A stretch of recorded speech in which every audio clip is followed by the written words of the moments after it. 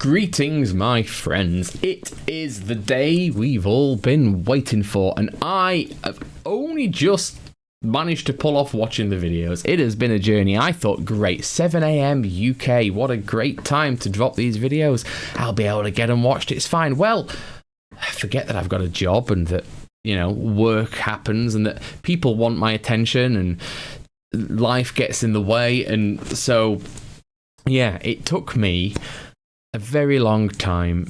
I think it was about 2 o'clock in the afternoon when I'd finally finished. Now, I had been speaking to the innkeeper about going and having a chat on the dusty wheel, and I was like, if I can get it done, I'll come. But, you know, it's going to be touch and go. It turned out not a chance. They'd finished part 1 of their stream before I'd even managed to get everything watched. So next time for that one.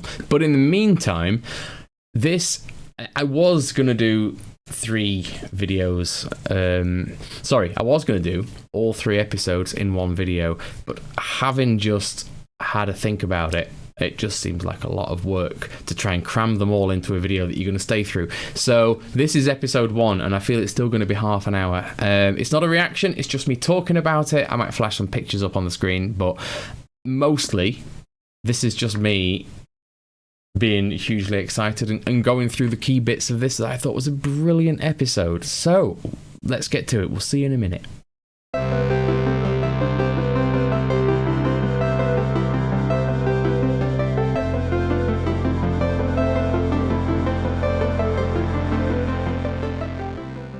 So, episode 1. Episode 1, which a lot of us have seen already, and now it's acceptable to talk about it, is brilliant. What an opening to the season. So if you haven't seen the cold open by now, what have you been doing? If you've been saving yourself, well done. But for the rest of us, surely at this point you've seen it.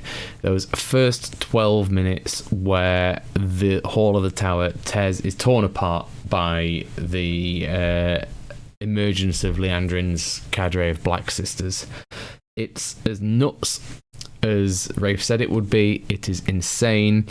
And the cold open clip that we were given stops after everything that has gone on in the hall, with Naomi betraying Verin and Adelis, with all of that, with Moiraine looking on. It stops with Liandrin and posse, because it is at this point a western, judging by the music and the situation. Liandrin and her posse walking into Sheriff Alana and her deputies, stopping her leaving from the south gate.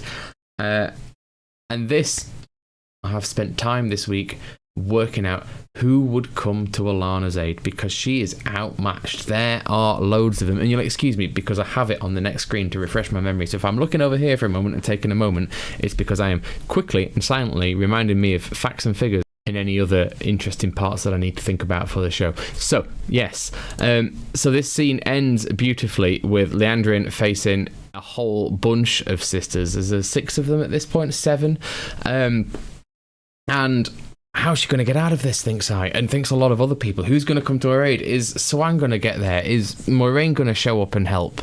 Will someone else run in? Will maybe Elaine or Egwene or come to her aid? But no, because she is Green Asia. Green Asia is a battle Asia, and she is not only clever but quite acrobatic.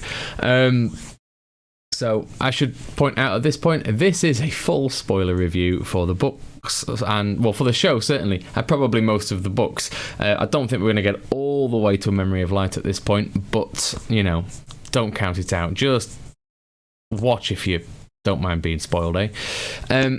So her clever move is to channel heavily with earth and fire and make the whole street explode as a big distraction. She's not targeting the sisters. She's already embraced the source, so they're going to struggle to cut her off. So she's there, she blocks the way, she opens her gambit, and then she charges in, having made them all duck for cover and created a lot of mist. She leads the way, being the threat, and therefore all the Aes Sedai focus on her and not her warders, which is a wonderful piece of trickery, because the warders are the danger here. They dispatch 2 of the sisters, the Black Sisters, straight away. They knock others aside, and they are on Liandrin. And this is another one of those moments we saw with Moiraine and Lan at various times, where an Aes Sedai and her warders, in this case, were are just such a cohesive unit, thanks to the bond, thanks to knowing where each other is and all of that, that they are able to have two swords, one clearly through Leandrin's heart within seconds, and all is going very well, and it's great, and you think, wow, well, this is a change to the story, until the other sisters recover, stop them hitting their killing blow and taking her head off, and Naomi manages to put up a shield between them while Leandrin is very quickly healed.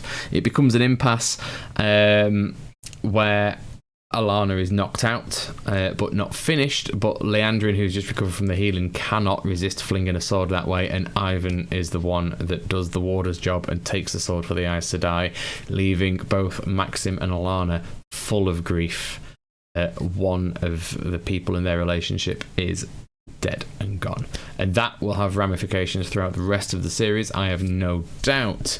But why did nobody help her? Why did no one come to her aid? Well, that is because Joya and is it Amiko, I think I've got that right, come and Amiko Nagoyan come and intercept Swan Sanche and immediately kill the other two sisters with her. Sneakily from a building or from around a corner, they do something to their heads which just leaves them leaking blood from their face, and they're immediately killed, and they catch her and they shield her.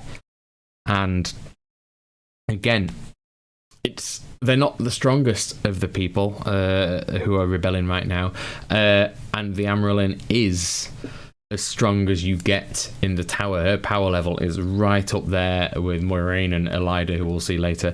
And so she's breaking free of her shield. And so Amiko decides to pull a building down on her, and it's all over for her. She's bound with air. She's shielded from the one power. She can do nothing except that beautifully, and possibly my favourite shot, certainly of the opening of this, is where this building crumbles and giant blocks of beautifully hewn stone just stop mere feet above her head, and they stop boom, like they've hit jelly and stuck. It wasn't the Amyrlin. It wasn't one of the sisters who were trying to take her, and it is enough for her to visibly tear her shield off of her and break free with the one power and immediately dispatch, but not kill, the two black sisters who she manages to take prisoner. And then she realises that it's Moiraine who's been keeping tabs on it and had just saved her life. Moiraine doesn't hang around for a chat. She lets the rocks fall once Swan's safe, and she walks away.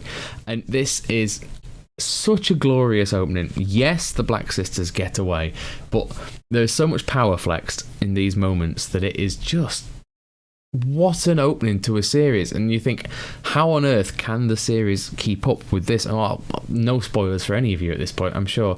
It can. It's brilliant. We take a slower pace from here, though. Things back up a bit. We catch up with some of the clips that we have seen before we get to our not quite title credits, but they're just the Great Serpent spinning on the screen. We get a moment where we see Lan finding his way into the hall of the tower through the chaos and the corpses, finding Nynaeve and getting her to safety, which is important because she'd been knocked out really early on and completely forgotten about. And after that, it takes us into character and sort of establishing the plot a little bit more from this. We get Nynaeve back in the inn that everyone is staying at, the inn with the Lion of Andor on it, and everyone is making sure she's okay and realising that safe isn't possible anymore. And then it breaks into the clip that I put up from the UK's ITV channel, the clip of Moiraine telling them all off on the roof, and telling them to just stay here after what's happened. She doesn't trust the Red Arja at all, because Leandrin, although, as we've seen, all Arjas right now, all of them have got dark friends, and it is an absolute terror to try and work out who these might be, because Aes Sedai cannot lie. So an Aes Sedai that can lie is devastating, because by default you would believe them to be speaking the truth. Now, those who know this will clearly not trust anyone in the tower anymore, and those who don't know will trust everyone in the tower. It's a horrendous situation to be in. But obviously she gives them, she upbraids them a little bit, tells them off, and they all look like school children who've been told off one too many times by the head teacher. But it doesn't stop Matt.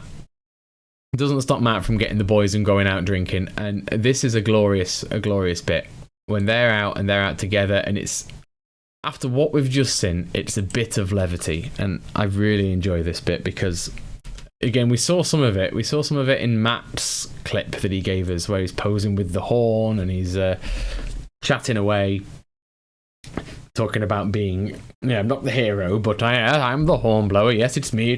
Look, it's my horn.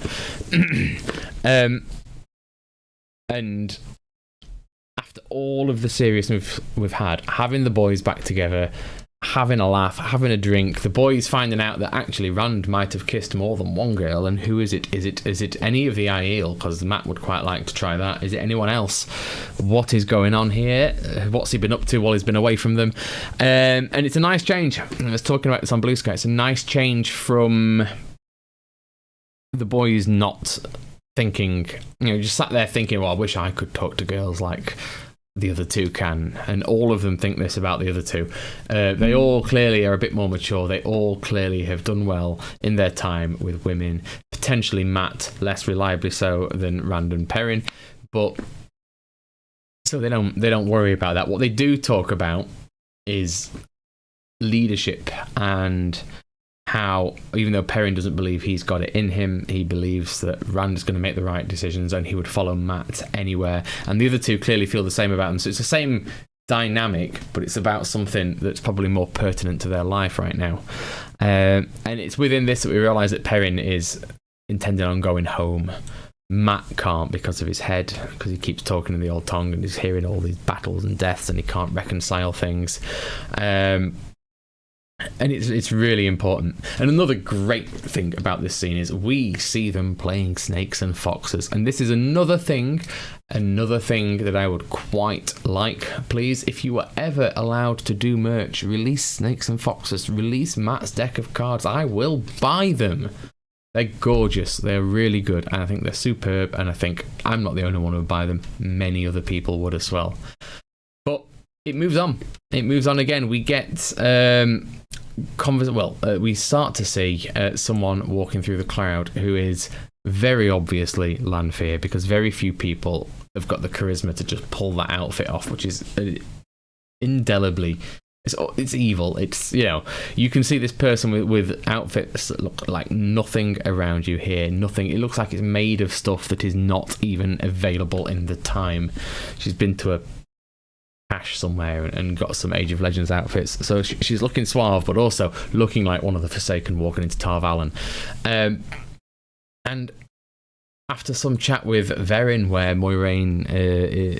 Verin tries to persuade Moiraine to not trust anyone, and I feel that this has probably been a turning point for Verin's character at this point. Those of us who know all about Verin love her to death, and I feel this, because she's been more folded in with Vandine and given Adelas as her sister, has in a way made her losing her mind a much more significant part of her path. And I'd be really interested to see where it goes from here and what we see as the audience. But shortly after that, what we see as the audience is Lanfear stopping for a chat with Moiraine, and some kind of bargain being struck. Now, we know Moiraine is brutal. We know she will do what it takes, and what it currently takes is making a deal with this particular devil in order to get Rand to do what she wants, which is to go to Tyr and pull Kalandor out so that he's got the sword, the most powerful male Sarangreal that there is. This is an issue for Rand at the moment. He wants to go home, or so he says. But Lanfear would like him to do it. Moiraine would like him to do it, and so they hatch a plan whereby Lanfear is going to do something later on to push the boys to go on their own paths. And the way that point plays out is twisted, and we will get to that, but there's more to come in the meantime. we get the Amarylline going to see Nynaeve, Egwene, and Elaine. Elaine essentially just getting sent back to the tower to behave. The other two, she knows she's got more of a sale to make. She persuades Nynaeve to go back to the tower because, although she is insanely powerful and she wears the serpent ring, she cannot reliably access her power, so Nynaeve knows she has to stay and learn. Egwene, she persuades to go back to the tower, providing... Egwene agrees to go back to the tower, providing she can take her accepted test. And this is good bargaining on Egwene's part and shows her willingness, again, like Moiraine, to do what it takes. So Swan thinks that, yeah, she'll come and take a test and learn. Well, Egwene's been learning a lot. Egwene has leveled right up at this point.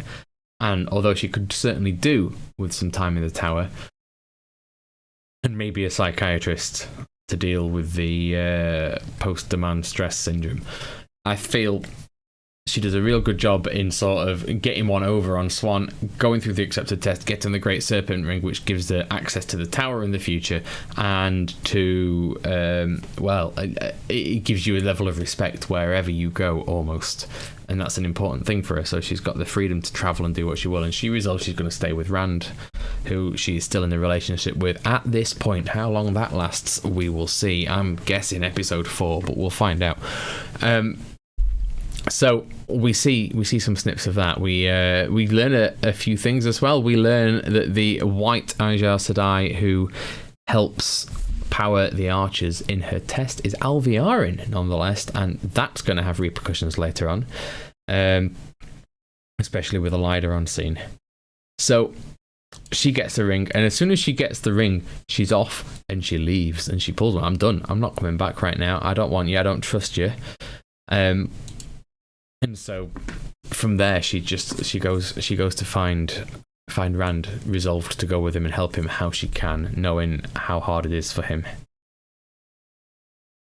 We get the conversation a little bit after that where Moiraine and Rand have the chat about where he'd like to go, and he says he'd like to go home, and she gets quite serious with him. And in the background there, in one of the windows there are shadowy figures moving that we do not notice, and I'm sure they've been in other places as well, but it's just wonderfully done. Absolutely wonderfully done. It keeps just showing up and vanishing on again. And we'll get to that later on anyway. But this is the thing that happens in this episode, and I think with all of the episodes, is that the pacing is character driven. It's not event driven. It's not get them to the next place, have a moment and move them on, which, to be honest, series 1 felt a little bit like that. Season 2 felt the opposite. Season 2 felt like they were going to tell a character story and move events along at the pace once the characters had become what they needed them to become, or learnt what they needed them to learn, and it was better. It was slower, and they've done more of the same in this one. We get time to spend with Nynaeve and Lan, where Lan is picking up his Malkiri sword of his father, which is a power-forged blade, and something Moiraine believes could kill Lanfear outright, rather than just wounding her and having her come back a bit later on, as she does. There's a time while a little bit later on, Elaine has got one last night of freedom, and she resolves to spend it getting everybody drunk and flirting with Avienda until she gets with Avienda, which makes a whole lot of sense given that those two are supposed to end up in a situation later on with Rand. So everything about this is great. We are developing more of the characters. We get to see Maiden's bloody kiss, the most lethal game in all the world, and they are very, very keen to play it. Now, Matt in the Isle Waste in the books is heard about it and is curious, and being Matt wants to try without knowing. In this one, they just invite him to play straight away. They get a bit drunk and they're like, right, okay, here you go, spears to the throat, kiss me. If it's better, I'll pull away. And it's beautiful. It's exactly Maiden's kiss, exactly as it should be in the books. And we see him a little bit later on with bloody scabs around his neck, so he wasn't as good as he thought he was, which is also very Matt. And it was beautiful to see, absolutely beautiful to see, because it's again, it's these little bits, these essence of the books that maybe they can't fit everything in, but if they can distill these essences down, if they can get the feel of the characters right, if they can get the interactions between each other right, if they can hit the beats whereby these feel like our characters from the books, if we can do that, then the story will be told, and it will be told well, and things like that are happening. We get a bit later on where we experience the bubble of evil, and Lan and Moiraine can hear everything and stay out of it. And it took me a while to realise that that's because they've made a deal with Lanfear about this, and that they were going to sit back and let something happen, and it was grim. Okay, it was proper bubble of evil. So for Matt, his playing cards came alive, and in this case transfixed him. Didn't quite do the stabby in his hand or anything like that, but they came alive and transfixed him. For Perrin, his axe came to life, and it was absolutely terrifying. It genuinely was really terrifying. And beautifully done. Like, everyone looked horrified. There was no stopping it. He was catching it between his fingers, and you could just imagine the damage that was done. And in a place where there's no healing, that is awful, because it's just brutal. And Rand, who has been trying to help Egwene with her PTSD, and she's been trying to do her best to spend some personal time with him, and struggles, and then finds him choking her, which is not good, given her past at the moment. But it's not him. The mirrors have come alive, and it takes him a while to realise, and she's no idea who he is. And he eventually channels the power and destroys every single mirror in the room, and all of his shadow mirror clones vanish into shards, and everything is well again. But everyone is horrified and wounded in some way. Everyone has been stabbed. Egwene's been stabbed. Rand is probably hurt, although I can't remember if he was or not. Matt is utterly transfixed. Perrin is absolutely battered by his own axe and cut to ribbons in places. So a lot of healing needs to happen, but the worst of it is Nynaeve. And that shadow that I pointed out during the conversation between Moiraine and Rand, and you'll see it again at the top of the stairs as she walks down to leave the room a little later on, after she's sort of going to take her ease and let things happen as they will. There's a shadow of a person on the stairs, and what we get here is our first grey man of the TV series, and it's beautifully done. Now, Rafe and Andy Scrace, who's a VFX supervisor for the series, have mentioned that the Grey Man is in there several times, and I haven't had time today to go over it. The only one I saw was when I was tuning into Malkia Talks earlier, they pointed out the one in the window.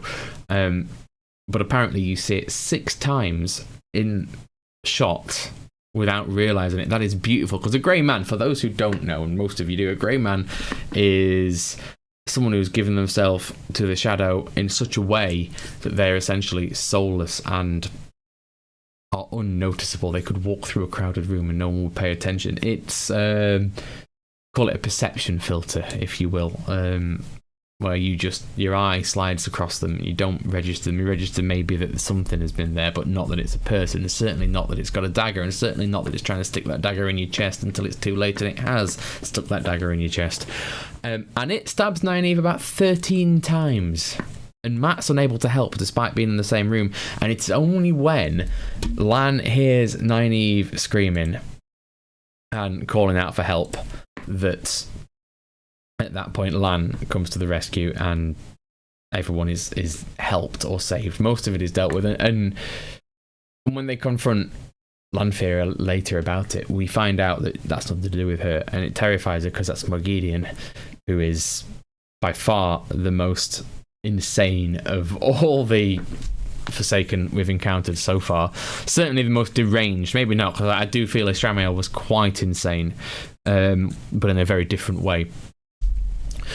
But it has the desired effect, and it makes everyone agree to go their separate ways. And so we essentially get a few key moments here. We get, at the very end, we get Lan offering his mother's signet ring to Nynaeve in a pledge of his loyalty, and essentially his I will marry you when all this is over moment, which is glorious. And so she gets to carry that, and that was beautifully done. And that's another thing I'm finding about this series, is they're giving Lan more screen time, and it's important because I feel he's had moments, but moments where he's been a warder, and not really many moments where he's been Lan, when he's been able to become just live up to this character, this greatest swordman in all of fantasy. And although that's part of him, he's also human, and like we'll see in the next episode where he cares for Rand and how Rand's feeling, and it's really important. I like it a lot. And so yeah, well done to them for putting these moments in all the way through. It's essential, I think. But that leads to numerous goodbyes as everyone realizes that they need to go somewhere else. So Perrin has decided to go home. Bane and Chaya decide to go because Loyal decides to go, and they have towed towards Loyal because he saved their life during the dealing with the flying murderous axe. So you got the party then going to the Two Rivers. Nynaeve realizes that she's powerless until she can channel and use her power, so she decides to stay. Elaine has to stay. Egwene decides to go with Rand. So we have a split. Matt, who is struggling with his memories and really struggling to, at times, even use the common tongue without dropping into the old tongue in the middle of a conversation, sometimes halfway through a sentence. And so he decides that if anyone can help, it's going to be the Aes Sedai at the tower. So he goes there with Nynaeve and Elaine, which leaves Moiraine, Lan, Rand, Egwene, and Avienda to go to the Isle Waste, cross the spine of the world, and go meet clan chiefs at Ruidian. Now, that only happens at the very last minute because Rand keeps it to himself until they've got to the harbour and they're about to get on the fastest boat to Tyr, and he's like, no, absolutely not. So foiled at the last minute, Moiraine and Lanfear, your cunning alliance. I wonder how that's going to end. I mean, I have a very, very good idea how it's going to end, because you cannot change certain facts of this storyline because there's some things that are just key. But in the meantime, what's going to happen at some point is Rand going to find out that the Aes Sedai, who's been trying to guide him, has actually been manipulating him with the Forsaken woman who says she loves him, but has also been manipulating him to do what she wants. Is there going to be a massive coming together? Is that going to be cataclysmic? Probably. We'll see how it goes. But you think it's done. You think it's great. And then we get to see Megidian. And we don't just get to see Megidian, we get Shaishim Carradine. Although only briefly, because he is being absolutely tortured. He's strung up in some form of web, and I'm not sure whether it's made out of the power, whether she's actually woven it, whether she's ripped it out of his skin and his threads. But he is, well, in the books, he's a dark friend, and he's a dark friend who is willing to sacrifice members of his family while he's been told to find the boys and track them down. But he's a child of the light. In this version, Megidian turns him into another grey man, and we don't know necessarily whether that makes him mindless, a zombie assassin, or whether actually he's still got something about him and he's got his own consciousness but is bound to do what she says. But it is a dark, twisted and horrible way in which she turns him, and I urge you, if you haven't, to go and watch it because it's beautiful. But that's the end of the episode, and it is gorgeous. It is lovingly shot. Such a good start. Excuse me. I should have brought a drink with me. It is a loving first episode. It is, for me, even though the opening is strong, the opening whole has still got my least favourite scene of least favourite moment. I don't have a least favourite scene. I loved all of this. I loved all 3 episodes, and we'll get to the other episodes a bit later on.